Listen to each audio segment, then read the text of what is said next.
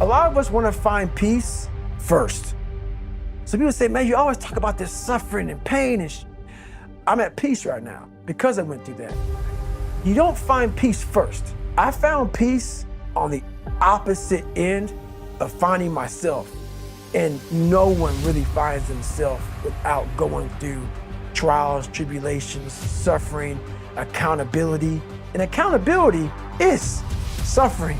Being accountable every day for doing right for yourself, for the people next to you, it's miserable. It's hard.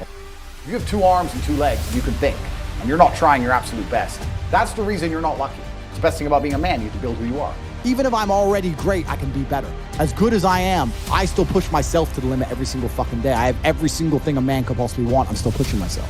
This is your prerogative as a man. Your brain is the most powerful weapon in the world. If you can't control your own brain and your brain controls you, you got to tell your brain where you want to go and how you want to go and how you want to get there. You got to control it. If not, it's over.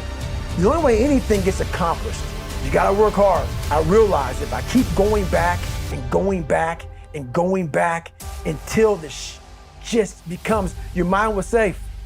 Okay, we're going to figure it out because he is not going to stop. I gave myself no way out, and my mind realized that. They said, okay, we're gonna adapt and overcome now. That's why people gotta understand what is in us. We have no idea until we start trying hard.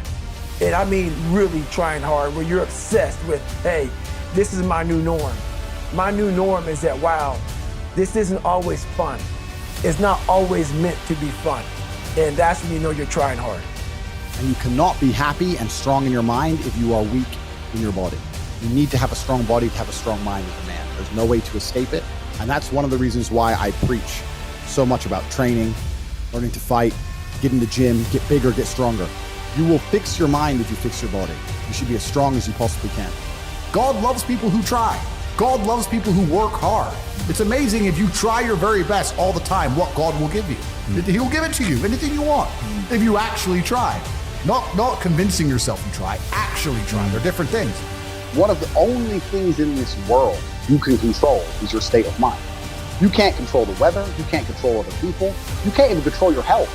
One of the very few things in the world you have genuine control over is your state of mind. So then your mind starts to get tougher and tougher, and that became my new norm. I gave myself no way out, and that's how you get through things.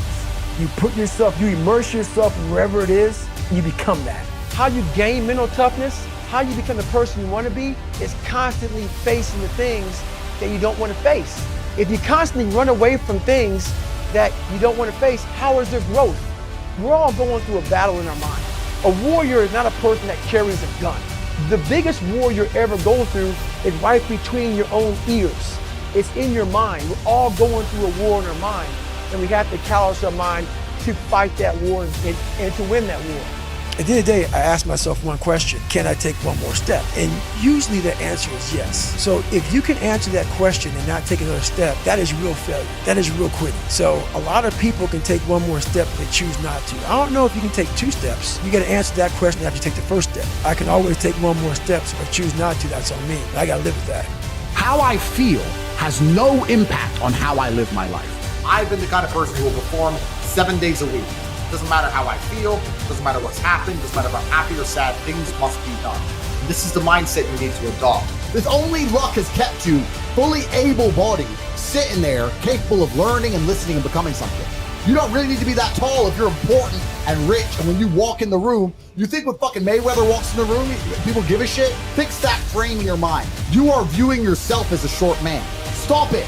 Walk the fuck up and be the man. Motivation in and of itself is a scam. I don't believe in motivation. I believe in discipline.